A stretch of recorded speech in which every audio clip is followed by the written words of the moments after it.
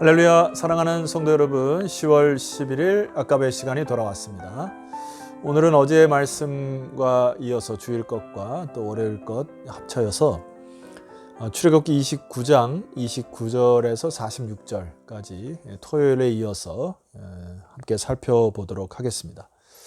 오늘 계속 이어지는 그 내용은 제사장 위임에 대한 관련 규례를 말씀을 하고 있습니다.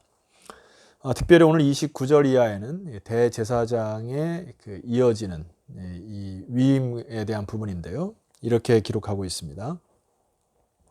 아론의 성의는 후에 아론의 아들들에게 돌릴지니. 아론이 대제사장의 사역을 끝낸 이후에 이제 그들의 장남에게로 이어지도록 하라고 하나님께서 명령하시죠. 그래서 이것은 사실 종신 세습직인 것입니다. 근데 여러분 아시겠습니다만은 역사 속에서 장자인 나답 그리고 그 차자인 아비후가 다른 부를 들이다가 죽게 됩니다. 그래서 그 세 번째 아들 엘르아살이 그의 직을 이어가게 되는 그 역사를 여러분이 아실 것입니다. 그리고 이 직은 아론으로 시작하여서 종신으로 계속 세습이 되고 난 이후에 예수 그리스도가 오시기까지 이어지는 것이 바로 대제사장의 위치였습니다. 자, 29절 하반절에 보니까 그들이 그것을 입고 기름 부음으로 위임을 받을 것이며 30절 그를 이어 제사장이 되는 아들이 회막에 들어가서 성소에 섬길 때에는 이레 동안 그것을 입을지니라. 반드시 아론이 입었던 성의와 또 제사장들은 어제와 그제 계속 말씀드렸던 그의 옷들을 입고 수행하도록 되어 있습니다. 우리가 하나님 앞에 예배에 나올 때 그리스도의 의의 옷을 힘입어 나가는 것이 얼마나 중요한지 몰라요. 왜냐하면 우리 자체적으로 보면은 너무나 보잘것없고 하나님 보시기에 죄가 참 덕지덕지 묻은 사람이지만은 그러나 그리스도의 의를 힘입어 하나님께 담대히 나가서 하나님의 기름 부으심을 받고 또 세상에 나가서 그리스도인으로서 살아가는 이런 힘이 예배를 통해서 오는 것이거든요. 자, 두 번째로는 이제 화목제물 중에서 제사장들의 분깃에 관련된 부분을 또 이야기를 합니다. 자, 31절 말씀 보시게 되면은 너는 위임식 순양을 가져다가 거룩한 곳에서 그 고기를 삶고 32절 아론과 그의 아들들은 회막문에서 그 순양의 고기와 광주리에 있는 떡을 먹을지니라. 33절 그들은 속죄물 곧 그들을 위임하며 그들을 거룩하게 하는 데 쓰는 것을 먹되 타인은 먹지 못할지니 그것이 거룩하기 때문이니라. 34절 위임식 고기나 떡이 아침까지 남아있으면 그것을 불에 살을지니 이는 거룩한 즉 먹지 못할지니라. 여러분 사람 자체가 거룩하다는 건 아니죠. 하나님께서 그에게 위임하신 역할과 그리고 옷을 입고 한 그 모든 직분 자체가 하나님 보시기에 거룩하다는 것입니다. 우리의 본성을 보면 참 힘들죠. 그런 하나님이 로마서의 말씀처럼 우리를 여겨주신다. 그리고 그리스도의 의로 하나님이 인쳐주신다. 이것 때문에 우리가 거룩한 것이죠. 여기서 우리가 두 번째 교훈을 얻을 게 있습니다. 하나님께 바쳐진 제물이나 그리고 하나님께 구별된 시간이나 또 하나님께 드려진 사람은 하나님이 거룩하다는 것입니다. 그래서 여러분 우리가 주의를 범하는 것도 굉장히 조심하셔야 되죠. 이 코로나의 온라인 시대 속에서 우리가 습관적으로 이 인생이 나의 것임을 생각하고 멋대로 시간을 쓰는 것 조심하셔야 됩니다. 하나님께 정해진 시간과 정해진 장소에서 하나님께 드리는 예배를 사모하신 여러분 되었으면 좋겠고 헌금이나 헌물도 함부로 취급을 해서는 안 됩니다. 하나님께 구별되어진 것은 하나님이 거룩하다 칭하셔서 그것은 하나님의 것이므로 이것을 인정하기 시작할 때 비로소 우리 인생은 감사와 기쁨이 넘칠 것입니다. 여러분 하나님께서 각자에게 주신 몫이 있습니다. 아멘이시죠? 그 몫을 기쁨으로 또 아멘으로 받으시고 여러분의 역할을 잘 감당하셨으면 좋겠고 절대로 다른 사람의 것을 시기하거나 욕심을 낸다거나 평가절하하는 일이 없도록 주의하시기를 소망합니다. 자, 29장의 이제 마지막에 보면은 그 상번제 규례에 대해서 나오게 되는데 38절을 읽어드리겠습니다.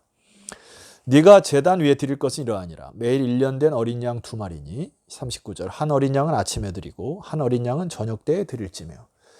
자, 여기에 나와 있는 상번제, 그 매일 이제 아침 저녁으로 드려야 되는 번제는 제사장 위임 기간 동안 7일 동안 그렇게 드려라 했습니다. 그런데 그 이후에 이스라엘 역사에서 이 전통이 첨가가 되어 이스라엘 백성들이 이 제사장의 이 규례를 아침 저녁으로 시간을 정해 드리는 것들이 전통이 되었다고 하는 내용이죠.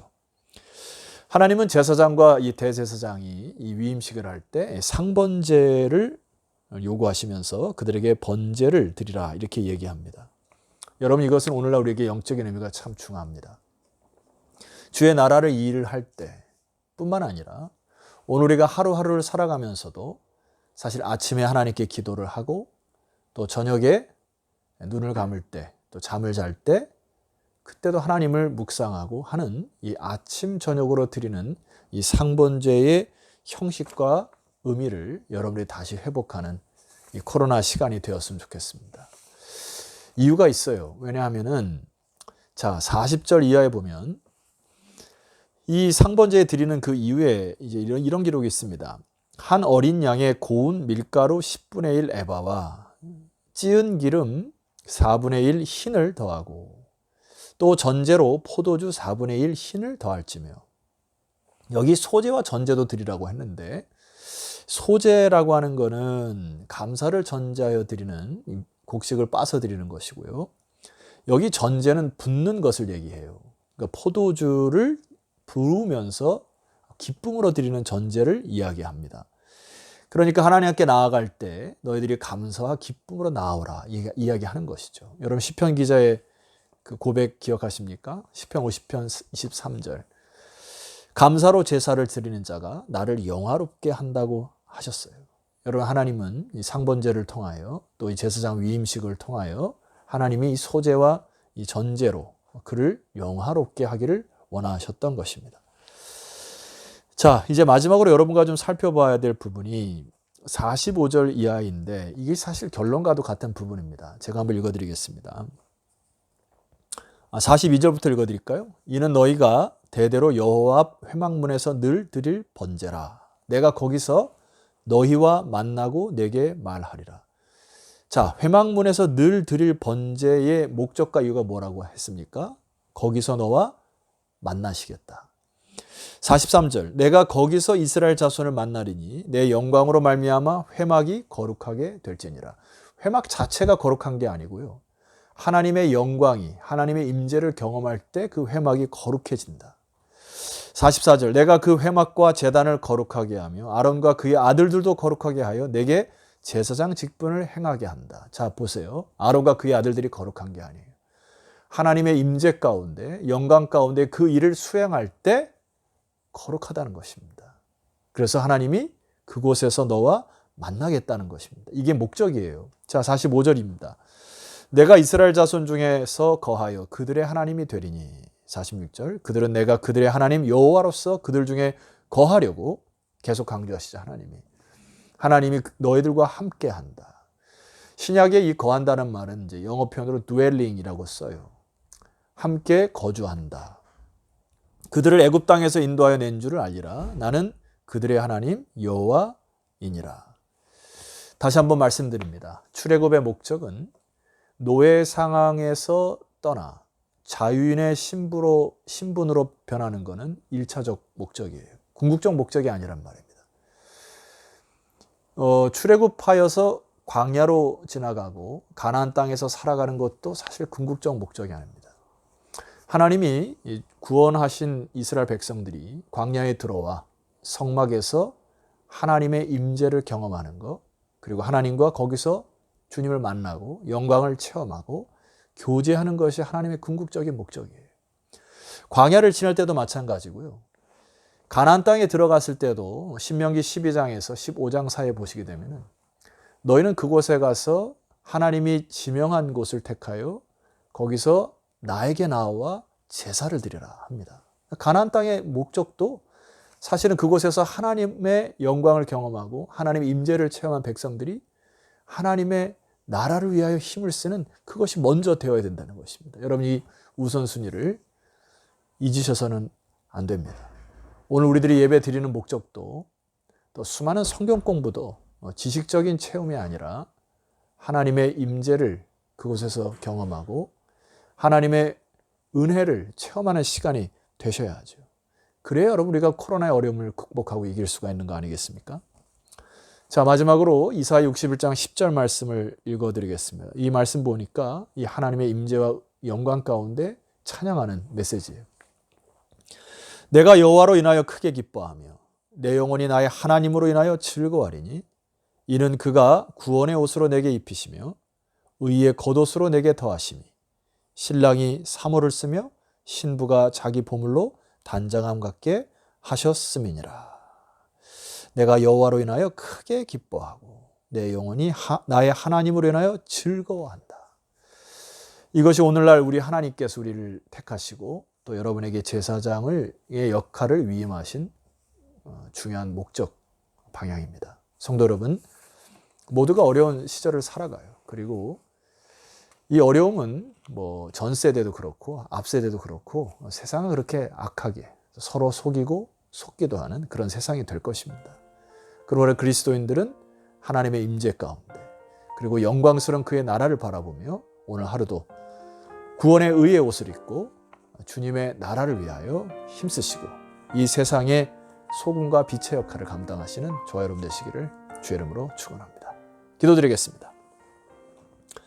존귀하신 하나님 감사합니다.